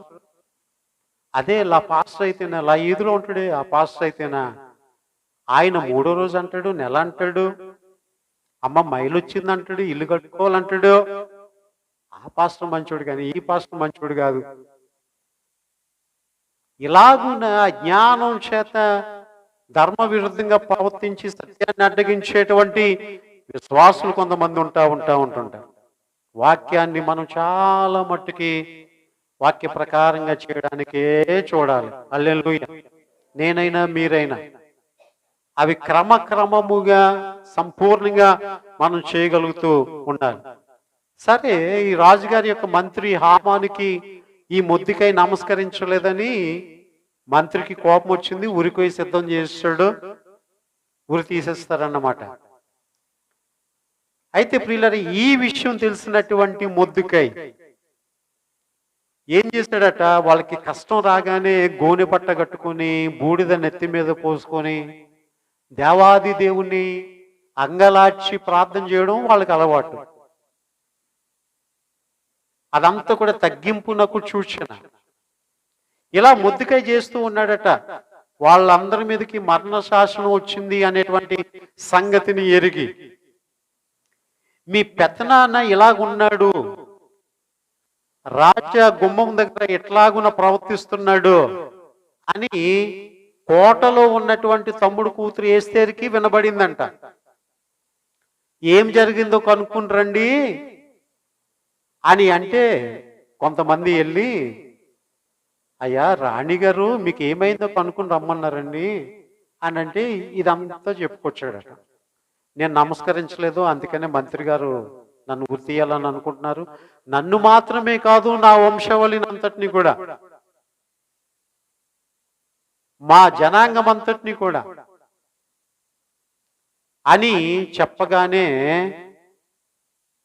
అని చెప్తూ ఏమని అన్నాడు అంటే, రాణిగారితో ఈ మాట చెప్పండి మీరు. ఆ మాటే ఇక్కడ హామాను పలికినటువంటి మాట. నీవు ఈ సమయమున ఏమీయూ మాట్లాడక మౌనముగానున్న ఎడల యూదులకు సహాయము విడుదలయు మరి ఒక దిక్కు నుండి వచ్చును గాని నీవును నీ తండ్రి ఇంటి వారును నశింతురు. నీవు ఈ సమయమును బట్టి ఏ రాజ్యమునకు వచ్చితివేమో ఆలోచించుకో. ఇంత తతంగం జరుపుకుంటూ వచ్చిందే. ఏ తతంగం? తల్లి లేని బిడ్డ రాణి స్థానాన్ని పొందుకుంది. ఈ తతంగం అంతా కూడా జరిగి జరిగి జరిగి ఈ రోజున ఒక రాణి స్థానంలో నువ్వు ఉండి జరగబోయేటువంటి ఈ గొప్ప ప్రమాదాన్ని రూపుమాపడానికే దేవుడు నిన్ను ఇక్కడికి తీసుకుని వచ్చాడేమో. నువ్వు జ్ఞాపకం చేసుకో. నువ్వు జ్ఞాపకం చేసుకోలేదనుకో, యూదులకి సహాయం వేరొక చోట నుంచి వస్తుంది. కానీ నీ తండ్రి సంతతి వారు ఉన్నారే, ఇంకా నీ తండ్రికి తోడబుట్టిన వాళ్ళు అన్నదమ్ములు మేము ఉన్నామే, అక్క చెల్లెలు ఉన్నారే, వాళ్ళందరికీ కూడా మరణం రాబోతుంది. అందున నీవు కూడా నాకు సంబంధించిన దానవే అని తెలిస్తే రాజు నిన్ను కూడా చంపేస్తాడు. ఇందును బట్టి ఈ సమయమునకు నీవు వచ్చితివేమో ఆలోచన చేసుకో. హల్లెలూయా. ఈ మాట దగ్గర అవుతున్నాను. నువ్వు వచ్చావంటే నీ వెనకట్ల ఏదో ఒక కారణం ఉంది. కారణం లేకుండా దేవుడు నిన్ను ఇక్కడ పిలుచుకోలేదు. నువ్వు సువార్త ప్రకటన చేస్తావని, ప్రార్థన చేస్తావని, నీ ఇంటి వారిని రక్షించుకుంటావని, దేవుని యొక్క సంఘానికి ఆశీర్వాదకరంగా ఉంటావని దేవుడు నిన్ను ఏర్పాటు చేసుకుంటే నువ్వు ఎలాగున్నావంటే, రాణి ఎస్తేరు వేరొక కోణంలో చూస్తే ఎట్లా ఉండేది అంటే, నేను రాణిని, ఒకవేళ వస్తే రానివ్వండి, రాకపోతే నేను రాణిలాగే బ్రతుకుతాను. మీ అందరి గురించి నేనేదో ఇక్కడ ప్రయాసపడవలసిన పనే వచ్చింది, ఇక్కడేదో మీ గురించి నేను ఆలోచించి పొరపాటు చేసుకోవాల్సిన పనే వచ్చింది అన్నట్టుగా అనడానికి అవకాశం ఉంది. దేవుడు మనల్ని ఎన్నుకున్నాడు. ఎందుకు ఎన్నుకున్నాడు అంటే, ప్రజలను దేవుని వైపు త్రిప్పడానికి ప్రతి చోట కూడా నీవు సాక్షిగా ఉంటావు అని, నీ కుటుంబంలో రక్షించబడలేని వారి కొరకు నువ్వు ప్రార్థన చేస్తావు అని, నిన్ను బట్టి నీ కుటుంబం అంతటిని కూడా ఆశీర్వాదంలోనికి దేవుడు తీసుకుని రావాలి అని. ఇలాగుననే ఒక ఆమె లూదియా దేవుని యందు భయభక్తులు కలిగి ఆయన మాటలు విని పౌలును తన ఇంటికి తీసుకుని వెళ్ళి ఇంటి వారి అందరి రక్షణకు ఆమె కారకురాలయ్యింది. జైలు అధికారి జైల్లో మహా అద్భుతాన్ని చూసి ఆ పౌలు శీలను ఇంటికి తీసుకుని వెళ్ళి తన ఇంటి వారందరికీ కూడా రక్షణ తెచ్చుకున్నాడు. నీ మట్టికి ఏదో నువ్వు భక్తి చేసి వెళ్ళిపోవడానిక? నీ హృదయంలో భారం ఉందా? నా కొడుకు మారాలని, కోడలు మారాలని, నా అన్నదమ్ములు మారాలని, అక్క చెల్లెళ్ళు మారాలని. ఈ భారం తెలియక నువ్వు నరకంలో పడితే తప్ప నీకు అర్థం కాదా? ఒక ధనవంతుడు అగ్నిగుండంలో వేయబడ్డాడు. అప్పుడు అంటున్నాడు, అయ్యా ఈ అగ్నిగుండంలోకి నా అన్నదమ్ములు రాకుండాన్నట్లు అక్కడికి మోషేని పంపించవా, లాజర్ను పంపించవా అని అక్కడ బ్రతిమలాడుకుంటున్నాడు. మన మీద బాధ్యత లేనట్టు, మన మీద భారం లేనట్టు, నా మట్టుకు నేనే అన్నట్లుగా ఉంటావే. అలాగనుకుంటే పనికి మాలిన ప్రయోజనకరమైనటువంటి మనల్ని ఎందుకు దేవుడు ఎన్నుకోవాలి? ఆయన అన్నాడు కదా, ఈ తోట చెట్లన్నీ కూడా ఫలిస్తున్నాయి కానీ ఫలించలేని ఈ స్వార్థం కలిగినటువంటి ఈ చెట్టు వలన ఈ భూమి ఎలా నాశనం అయిపోవడం, దీన్ని నరికించేయి. ఇలాంటి వాళ్ళు ఉన్నావు ఒకటే, లేకపోయినా ఒకటే అన్నట్లుగా యేసుప్రభువు వారు ఒక చక్కని ఉపమానం చెప్పారు. మనకేమైనా కొంచెం జ్ఞానం ఉంటే, ఆలోచన ఉంటే, నేను ఎందుకు దేవుని చేత ఏర్పాటు చేయబడ్డాను, నేను ఎందుకు దేవుని చేత పిలువబడ్డాను, ఎందు నిమిత్తము ఎందు నిమిత్తము ఎందు నిమిత్తము. ఏమండి, కొన్ని కుటుంబాల్లో ఒక 6, 7, 9 మంది 12 మంది సంతానం ఉన్నారనుకోండి, అందులో మొదటి పుట్టినోడిని తల్లిదండ్రులు బాగా చదివించాలని చూస్తారు, ఎంత వాళ్ళు కష్టపడేటువంటి వాళ్ళు అయినప్పటికీ కూడా. ఎందుకో తెలుసా? ఈ పెద్దోడు ప్రయోజకుడైతే వెనకతలు తోడబుట్టిన వాళ్ళందరినీ కూడా కొంచెం ప్రయోజనంలోనికి తీసుకొని వస్తాడని ఆలోచన. కానీ వీడేం చేస్తాడో తెలుసా? బాగా స్థిరపడిన తర్వాత అన్నదమ్ములు గాలి గుద్దేస్తాడంతే. అందుకోసమా నీ కుటుంబంలో దేవుడు నీకు ఉద్యోగం ఇచ్చింది ఎందుకు? కుటుంబానికి అండగా ఉంటావని. నీ కుటుంబంలో దేవుడు నీకు పెద్దరికం ఇచ్చింది ఎందుకు? అందరినీ కూడా ఒక పద్ధతిలో నడిపిస్తావు అని. దేవునికి వచ్చినటువంటి జ్ఞానం దేవుడు నీకు ఎందుకు ఇచ్చాడు? నశించిపోతున్న నీ అన్నదమ్ముల్ని, అక్క చెల్లెల్ని అందరినీ కూడా రక్షణలోకి తెచ్చుకుంటావు అని. మనకుంటే మనమే తింటున్నట్టు, మనకుంటే మనమే అనుభవిస్తున్నట్టు ఈ రోజుల్లో కూడా ప్రార్థన చేద్దామా మన వాళ్ళ గురించి, సువార్త చెప్దామా వాళ్ళ గురించి, వాళ్ళకి అనేటువంటి ఆలోచన లేదు. తినడం, పడుకోవడం, సంపాదించుకోవడం, ఇవే పనులు. నిన్ను ఎందు నిమిత్తం పెట్టాడు? నువ్వు ఒక వస్తువు కొనుక్కుంటే ఇది ఉపయోగపడుతుందనే కదా కొనుక్కుంటావు, ఇది వాడపడుతుందనే కదా కొనుక్కుంటావు.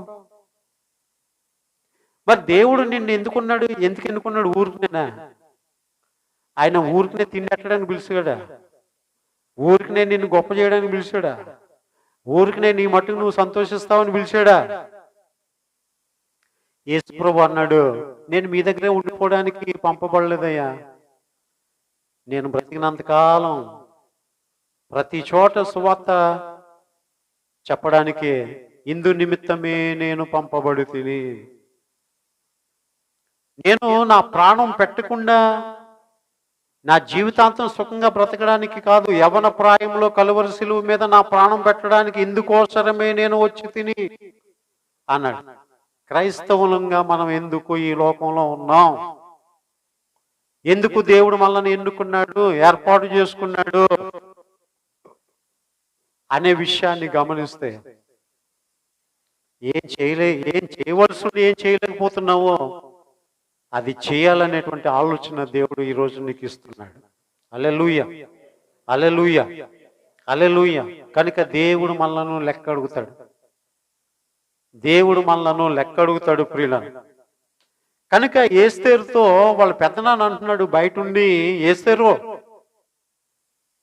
నువ్వు మా పక్షంగా రాజుకి ఏమైనా విన్నవించుకోవడానికే ఈ రోజున నిన్ను అక్కడ తీసుకుని వెళ్ళాడేమో. రాజుగారి యొక్క అనుమతి లేకుండా ఎవరు కూడా రాజుగారి యొక్క సముఖంలోనికి వెళ్ళకూడదు.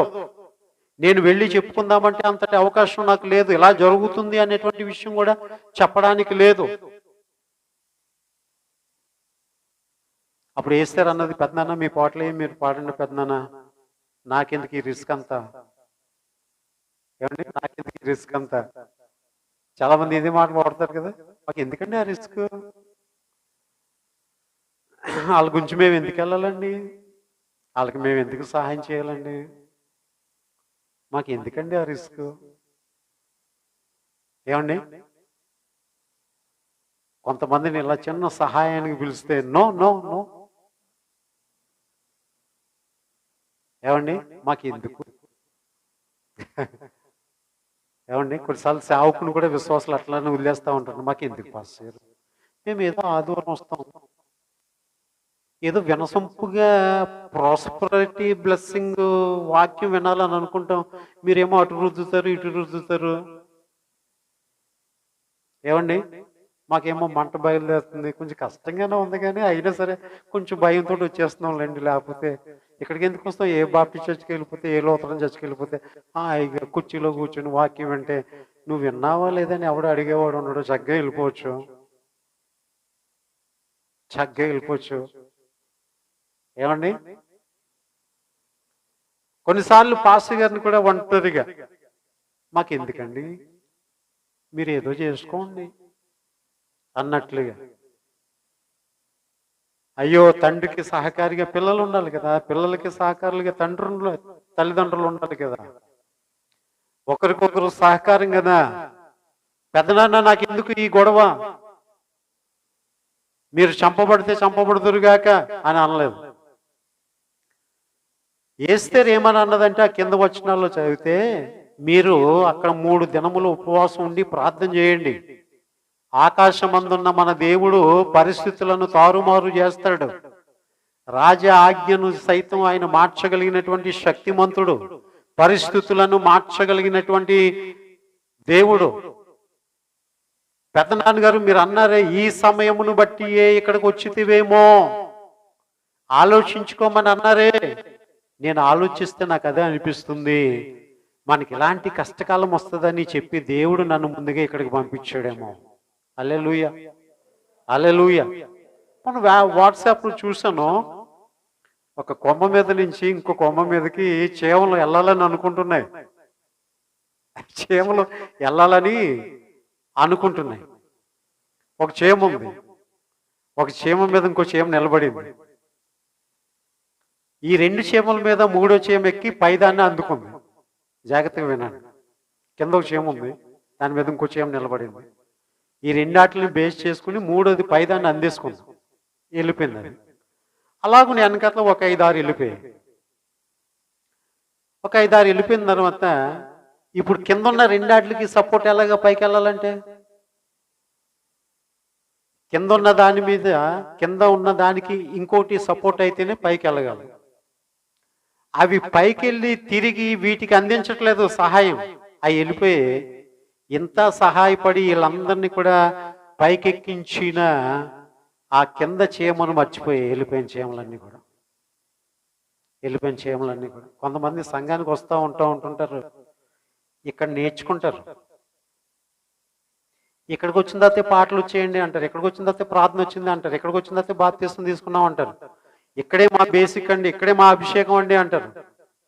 ఆ తర్వాత పాస్టర్ గారు మేము ఆట ఆడాలంటే ఈ సోటు సరిపోలేదండి, మాకు మేము పెద్ద ప్రజ్ఞావంతులం అయిపోయామండి, మాకండి ఈ సోట్స్ ఆడలేదండి, మాకు ఇక్కడ ఎదుగు బొదుగు లేదండి. ఇక్కడ ఎదిగిన తర్వాత ఆ ఎర్ర వచ్చిందా, ఏ ఎర్రి, ఇంకా ఇంకా ఎదిగిపోవడానికి మాకు ఇక్కడ అవకాశం లేదన్న ఎర్రి. ఎదిగిన తర్వాత నిన్ను ఎదిగింపజేసిన సంఘానికి నువ్వు సహాయపడింది ఎంత,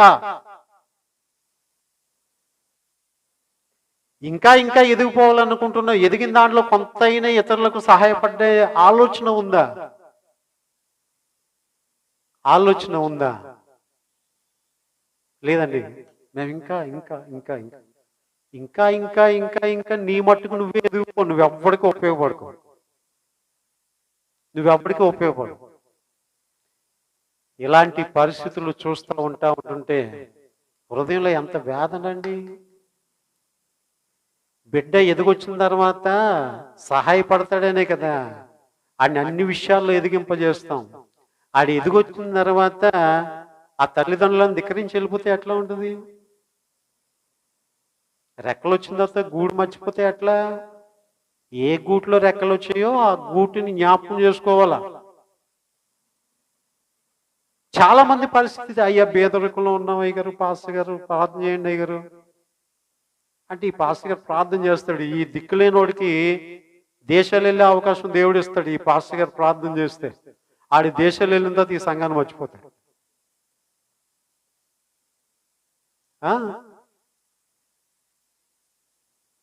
ఎంత వేదనకరమైన పరిస్థితులు అనుకుంటున్నారు మీరు? కేవలం ప్రేక్షకులాగా ఉంటారు. పరిస్థితులన్నీ కూడా అనుభవించేది మేము. ఇలాంటి వారిని బట్టి ఇంకొకరికి అలాంటి ప్రోత్సాహాన్ని అందించాలా వద్దా అనే సందిగ్ధం వచ్చేస్తూ ఉంటుంది. సందిగ్ధం వచ్చేస్తూ ఉంటుంది. ఏమండి, ఏస్తేరు అట్లా చేయలేదు, ఏస్తేరు అట్లా చేయలేదు. ఎందు నిమిత్తమైతే ఈ స్థానానికి దేవుడు నన్ను తీసుకుని వచ్చాడో అని ఆలోచన చేసినటువంటిదై ఇప్పుడు నేను నా ప్రజలకు ఉపయోగపడే సమయం వచ్చింది. హల్లెలూయా. ఇప్పుడు నేను నా ప్రజలకు ఉపయోగపడే సమయం వచ్చింది. నా ప్రజలలో నేను దిక్కులేని దాన్ని అయినా నా ప్రజలందరినీ కూడా కాపాడుకునేటువంటి ఒక ధన్యకరమైన స్థితిని దేవుడు నాకు ఇచ్చాడని చెప్పి ఏం చేసిందో తెలుసా? 3 రోజులు అక్కడ ఉపవాసం ఉండండి, నేను కూడా ఇక్కడ ఉపవాసం ఉంటాను. రాజుగారు పిలవకుండా ఏ రాణి కూడా రాజుగారి యొక్క సముఖంలోకి వెళ్ళకూడదు. అలా వెళ్ళావంటే మరణశిక్ష కూడా విధిస్తాడు. ఒకవేళ ఆయన పిలవకపోయినా నేను వెళ్తాను, 3 రోజులు ఉపవాసం ఉన్న తర్వాత 4వ రోజు వెళ్తాను. నేను చావనైనా చనిపోతాను, కానీ నా ప్రాణాన్ని పణంగా పెట్టి రాజుగారి యొక్క సముఖంలోకి వెళ్ళి, రాజుగారు మీ రాజ్యంలో ఇలా ఇలా జరుగుతుందండి, ఈ హామాను అనేటువంటి వాడు మా జనాంగాన్ని అంతటినీ కూడా ఆ ఉరికొయ్య మీద చంపాలని చూస్తున్నాడు అనే విషయాన్ని నేను రాజుగారికి చెప్తాను. రాజు మనసు ఏమైనా మారిందా? మనల్ని అందరినీ కూడా బ్రతకనిస్తాడని చెప్పి తెగించి రాజ్య సముఖమునకు వెళ్ళింది. చాలా పరిస్థితులు జరిగాయి అనుకోండి. ఆఖరికి ఈమె తెగింపు, ఈమె ప్రార్థన, ఈమె యొక్క విశ్వాసము, ఈమె తన ప్రజల నిమిత్తమే, తన ప్రజల కొరకే దేవుడు అక్కడ పెట్టాడు అనేటువంటి సంగతిని ఎరిగినటువంటిదై ఆమె చేసిన ప్రయత్నంలో భాగంగా దేవుడు పరిస్థితులను తారుమారు చేసి ఉరికొయ్య సిద్ధపరిచిన వాడినే ఉరికొయ్య మీద వేలాడేటట్లుగా దేవుడు చేశాడు. హల్లెలూయా, హల్లెలూయా. ఏం చేసింది రాణి? ఏం చేసింది ఎస్తేరు? అంటే తాను చేయగలిగినటువంటి దాన్ని తన ప్రజల కొరకు చేసింది. ఆమె అనుకుంది, ఇందు నిమిత్తమే నేను ఈ స్థానానికి వచ్చానేమో, ఇందు నిమిత్తమే దేవుడు నన్ను ఇక్కడ పెట్టాడేమో. నీ కుటుంబంలో దేవుడు నిన్నే ఎందుకు ఎన్నుకున్నాడు? మీ ఇంటి వారందరికీ రక్షణ లేకపోవచ్చు, మీ అన్నదమ్ములకి అక్క చెల్లికి రక్షణ లేకపోవచ్చు, వాళ్ళు యేసయ్య గురించి తెలుసుకోకపోవచ్చు, వాళ్ళు కూడా నరకానికి వెళ్ళిపోయేటువంటి పాపులుగా ఉండొచ్చు. కానీ నిన్నెందుకు ఎన్నుకున్నాడు అంటే, ఇంకా ఈ రోజుల్లో దెప్పులు ఏంటి దెప్పులు చెప్పండి? మా అక్క ఎలాంటిది అనుకుంటున్నావు, మా చెల్లి ఎలాంటిది అనుకుంటున్నావు, మా కోళ్ళ ఎలాంటిది అనుకుంటున్నావు, మా అల్లుడు ఎలాంటివాడు అనుకుంటున్నావు. క్రైస్తవురాలుగా ఉండి ఏ ఊసులా కాదు ప్రియులారా. నువ్వు క్రైస్తవురాలు అయి ఉండి అలాంటి వారందరి పాపములను క్షమిస్తూ వారి కొరకు ప్రార్థన చేసి వారిని రక్షణలో నడిపించడానికి దేవుడు నిన్ను ఎన్నుకున్నాడు. హల్లెలూయా, హల్లెలూయా, హల్లెలూయా. అంతేగాని దెప్పుతావని కాదు, సూటిపోటి మాటలు మాట్లాడతావని కాదు. నిన్ను ద్వేషించే నీ శత్రువులకు సైతం నీవు ప్రార్థన చేస్తావు అని దేవుడు నిన్ను ఎన్నుకున్నాడు, ఏర్పాటు చేసుకున్నాడు. కనుక ప్రియులారా, ఇందు నిమిత్తమే కదా. ఇంకా చాలా విషయాలు చెప్పుకోవాలి కానీ నేను ముగిస్తా ఉన్నాను ప్రియులారా. ఎందుచేతనంటే ఆఖరిగా మనం చూసినట్లయితే ఎఫెసీయులకు రాసినటువంటి పత్రిక 2వ అధ్యాయము 10వ వచనం, 2వ అధ్యాయము 10వ వచనం. మరియు వాటి యందు మనము నడుచుకొనవలెనని దేవుడు ముందుగా సిద్ధపరిచిన సత్క్రియలు చేయుటకై మనము క్రీస్తు యేసునందు సృష్టింపబడిన వారమై ఆయన చేతి పని అయి ఉన్నాము. హల్లెలూయా. దేవుడు మన కొరకు ముందుగా సిద్ధపరిచిన సత్క్రియలను చేయడానికి దేవుడు మనల్ని పిలుచుకున్నాడట. సత్క్రియలు చేయడానికి నేనేం చేయగలను పాస్టర్ గారు? ప్రజల కొరకు నా రక్తాన్ని ఇవ్వగలనా, నా ప్రాణాన్ని ఇవ్వగలనా? అంతటి త్యాగం నువ్వేం చేయనవసరం లేదు. నీకు దొరికిన సమయంలో రీల్స్ చూడకుండా, టీవీ చూడకుండా, వ్యర్థమైనటువంటి ఆలోచనలు చేయకుండా ఒక పావుగంట, అరగంట ప్రజల క్షేమం కొరకు దేవుని వేడుకో, చిన్న ప్రార్థన చేసాను. ప్రార్థన కంటే గొప్పది ఏది కూడా లేదు. హల్లెలూయా. ఇవ్వలేని చేయి నాయనా, ఇచ్చేలా చెయ్యి అని ప్రార్థన చేయి చాలు. ఎందు నిమిత్తము అనేటువంటి సంగతి మనకి తెలియకపోతే మన క్రైస్తవులు అవ్వడం వ్యర్థమండి. ఎందు నిమిత్తమో తెలిస్తే అది చాలా గొప్ప సంగతి. హల్లెలూయా, హల్లెలూయా. వివరించిన కానీ 2 మాటల్లో చెప్పేస్తాను. యేసేపు జీవితంలో కూడా ఇదే పెద్ద తతంగం జరిగింది. ఏంటో తెలుసా? యేసేపు అన్నలు గొర్రెలు కాస్తుంటే యేసేపు వాళ్ళని చూడడానికి వెళ్ళడం, అరే మన నాన్న బహుగా ప్రేమించేవాడు వస్తున్నాడు రా, ఈయన్ని చంపేస్తేనే గాని ఏమండి నాన్న మనల్ని ప్రేమించాడు అని చెప్పి ఆయన్ని చంపేద్దాం అనుకుని నీళ్ళని గోతులో దూసారు, మళ్ళీ పైకి తీశారు. ఇస్మాయిలీలు వస్తుంటే అమ్మేశారు. ఐగుప్తు దేశంలో ఉన్నాడు, పోతిఫర్ ఇంట్లో ఉన్నాడు, ఫరో సముఖంలోనికి వచ్చాడు. ఇంత కుట్రబడినటువంటి అన్నలందరూ కూడా ఒకరోజు వచ్చి యేసేపు కన్న కలల ప్రకారముగా ఏం చేస్తున్నారు? అయ్యా మాకు ధాన్యం ఉంటే ఇవ్వండి అయ్యా అని వచ్చారు. యేసేపును గుర్తుపట్టలేదు ఈ అన్నలను గుర్తుపట్టాడు యేసేపు. ఒకరోజు వాళ్ళందరూ కూడా కలుసుకున్నారు. ఏడ్చుతున్నాడు యేసేపు. అన్నలరా మీరే నేను చచ్చిపోతే బాగుండు అనుకుని గోతులో దోశారు. నా పీడ విరగించుకుందామని చెప్పి ఇస్మాయిలీలకు అమ్మేశారు. మీరెంత అమ్మేసినా, మీరెంత తోసేసినా, ఇలాంటి కష్టకాలంలో నేను మిమ్మల్ని పోషించేవాడిగా ఉండడం కోసమే ఇట్లా జరిగింది కానీ అది వేరొకటి కాదు అన్నాడు. ఎంత విశాల హృదయం కలిగినటువంటి వాడండి. హల్లెలూయా, హల్లెలూయా. ఈ రోజుల్లో పిల్లల్ని దెబ్బలాడుతుంటే మా మేలు కొరకే దెబ్బలాడుతున్నారని అనుకుంటున్నారా? వాళ్ళు మనసులో పగ పెట్టుకుంటున్నారు తల్లిదండ్రులు. అరే జాగ్రత్తగా చదువుకో అని టీచర్ చెప్తే టీచర్ మీద పగ పెట్టుకుంటున్నారు. ఏమో ఇలా చేస్తున్నావేంటి అని విశ్వాసం అంటే కోపగించేస్తుంది అంతే. కానీ మా మంచి కోసమే చెప్తున్నారని అనుకునేటువంటి వాళ్ళు ఉన్నారా? యేసేపు అన్నాడు, అన్నలారా ఇలాంటి కరువు కాలం వస్తుందని దేవుడు ముందుగా ఎరిగి నన్ను ఇక్కడ పంపించాడు, కానీ మీరు నన్ను తోసేసినందుకు అమ్మేసినందుకు మీరేం బాధపడకండి, నేనేం మీ మీద పగ తీర్చుకోను అన్నాడు. ప్రియులరా దేవుని మహిమ కలుగాక. హల్లెలూయా, హల్లెలూయా. కనుక ఎందు నిమిత్తం మనము ఆయనను ఎరిగి ఉన్నాం, ఎందు నిమిత్తం ఆయన మనల్ని ఎన్నుకున్నాడు, ఎందు నిమిత్తం ఆయన మనల్ని ఏర్పాటు చేసుకున్నాడు. ఈ క్రైస్తవులు ప్రార్థన చేస్తే పరిస్థితులు తలక్రిందులు అవ్వవా? ఈ క్రైస్తవులు ప్రార్థన చేస్తే భూమి తలక్రిందులు అవ్వదా? ఏమండి? అలాగున పరిస్థితుల ప్రభావం కొరకు దేవుడు మనల్ని ఎన్నుకున్నాడు, ఏర్పాటు చేసుకున్నాడు. ఇంకొక ఆయన గురించి చెప్తాను 2 నిమిషాల్లో. సంసోను. సంసోను తన ప్రజల పక్షంగా ఒక బలవంతుడిగా ఉండడానికి దేవుడు ఏర్పాటు చేసుకున్నాడు. ఆయనకి ఎక్కడ లేని బలాన్ని ఇచ్చేశాడండి ఆయన దేవుడు. పుట్టినప్పుడే సంసోను గురించి అన్నాడు, మద్యం తాగకూడదమ్మా నువ్వు గర్భవతిగా ఉన్నప్పుడు, ఈ బిడ్డ యొక్క తల మీదకి క్షౌరపు కత్తే రాకూడదు, అతని యొక్క బలమంతా కూడా అతని తలలోనే ఉంటుంది అని చెప్పి సంసోను చాలా బలాఢ్యుడు. ఒక పచ్చి దవడ ఎముకతో, గాడిద దవడ ఎముకతో 1000 మందిని చంపినటువంటి బలసూరుడు.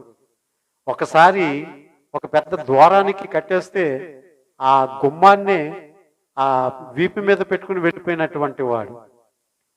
ఇలాంటి వాడు ప్రజల కొరకు ఉపయోగపడతాడు అని, ప్రజలను శత్రువుల భయం నుంచి ఒక్కడే జయించి కాపాడగలని దేవుడు ఎన్నుకుంటే, ఏర్పాటు చేసుకుంటే, ఆ ఏర్పాటును మర్చిపోయి, ఆ లక్ష్యాన్ని మర్చిపోయి సంసోను ఏ శత్రువులను జయించడానికి దేవుడు ఏర్పాటు చేసుకున్నాడో ఆ శత్రువులలో ఒక అమ్మాయిని ప్రేమించాడంటండి. ఆ శత్రువుల్లో ఒక అమ్మాయిని ప్రేమించాడు. చూసారా? ప్రేమించి, నాన్నగారు నేను ఒక అమ్మాయిని చూశాను, అమ్మాయిని పెళ్లి చేసుకుంటాను అని అన్నాడట. అప్పుడు తండ్రి అన్నాడు, నాన్న వాళ్ళు మనకి శత్రువులు కదా, వాళ్ళు ఎప్పుడైనా మన మీద యుద్ధానికి వస్తే నీ ఒక్కడి వలన మా అందరికీ విజయాన్ని ఇవ్వడానికి కదా దేవుడు నిన్ను ఏర్పాటు చేసుకున్నాడంటే, లేదు లేదు నేను ఆ అమ్మాయిని చేసుకుంటాను అన్నాడు. ఏమండి? లేదు లేదు నేను ఆ అమ్మాయిని చేసుకుంటాను అన్నాడట. సరే, ఆ అమ్మాయి ఏదో కొంచెం క్యాన్సిల్ అయ్యింది. ఆ ఫిలిస్తీన్ల కుమార్తె క్యాన్సిల్ అయింది. ఆ తర్వాత గాజా అనేటువంటి ఒక పట్టణానికి వెళ్ళి అక్కడ ఒక వేశ్యను చూశాడట. వేశ్యను చూసి ఆ వేశ్యకు లోపరచబడిపోయినటువంటి వాడే వేశ్య సాంగత్యంలో ఉండిపోయాడు. లక్ష్యం ఏంటి? ఈ బిడ్డ ఎందుకు పుడతాడని చెప్పారు దేవదూతలు, ఎందు నిమిత్తం ఈ బిడ్డ పుట్టబోతున్నాడని చెప్పారు, విషయం అంతా వాళ్ళకి తెలుసు. సరే, వేశ్య దగ్గర వెళ్తున్నాడు వస్తున్నాడు, వేశ్య దగ్గర వెళ్తున్నాడు వస్తున్నాడు. ఇతని వలన మనకి చాలా యుద్ధాల్లో అపజయం జరిగింది గనుక ఇతని బలం ఎక్కడుందో కనుక్కో అని శత్రువులు వేశ్యకి చెప్పారు. ఈ వేశ్య లాలించింది, పాలించింది, చాలాసార్లు అడిగింది, ఒళ్ళో పడుకోబెట్టుకుంది, నీ బలం ఎక్కడుందో చెప్పు సంసోను, నీ బలం ఎక్కడుందో చెప్పు సంసోను అని అంటే ఆఖరికి చివరికి చెప్పేశాడట, నా బలమంతా నా తలలోనే ఉంది అన్నాడు. బాగా నిద్రపుచ్చిన తర్వాత గాఢ నిద్ర కలుగజేసి ఆ తల కత్తిరించేసింది. బలమంతా పోయింది సంసోనులో. ప్రజల కొరకు, ప్రజలలో ప్రజలందరి కొరకు ఒక్కడే యుద్ధ శూరుడు అన్నట్లుగా పెంచబడిన సంసోను తాను ఎందు నిమిత్తమై పుట్టబడ్డాడో ఎరుగాక దేవుని యొక్క పని కొరకు వాడబడక, తన ప్రజలకు క్షేమం కలుగు చేయక తనకు తానే నష్టం తెచ్చుకున్నాడు. ఆఖరికి ఏమైందో తెలుసా? ఆ శత్రువులందరూ కూడా సంసోన్ని తిరుగట్టి రాయికి కట్టేశారు. వాస్తవికంగా ఎద్దులు తిప్పవలసినటువంటి గానుగుని సంసోన్ తిప్పుతున్నాడు. కళ్ళు ఊడబెక్కేశారు. మన దాగోను దేవత ఈ సంసోన్ని మనకు అప్పగించింది కనుక పండగ చేసుకుందామని పండగ చేసుకున్నారు దాగోను దేవత గుళ్ళో. ఈ దృశ్యాన్ని సంసోను చూడాలి, చూసి మనసులో ఎక్కి ఆడవాలి. మనల్ని ఏదో జయించడానికి పుట్టినటువంటి వాడు మన చేతిలోనే చస్తున్నాడు, ఎందుకంటే అవమానం ఉంటుందా, సంసోన్ తీసుకురండి అని చెప్పి ఆ దేవాలయానికి ఆధారంగా ఉన్నటువంటి 2 పెద్ద రాతి స్తంభాలకు సంసోన్ ఇలా సాగదీసి కట్టేశారు. అప్పుడు ప్రార్థన చేస్తున్నాడు, అయ్యా ఈ ప్రజలను నేను జయించవలసి ఉండగా ఈ ప్రజల మధ్య నేను చంపబడుతూ ఉన్నాను, ఈ ఒక్కసారి నాకు అవకాశం ఇస్తే నేను నా జీవితంలో నేను నా శత్రువులను చంపలేనంత వారిని నేను చంపుతానని ప్రార్థన చేస్తే అప్పుడు సంసోను ఎంట్రుకలు మొలవడం మొదలు పెట్టాయట. బలము కూడా ప్రారంభమైంది.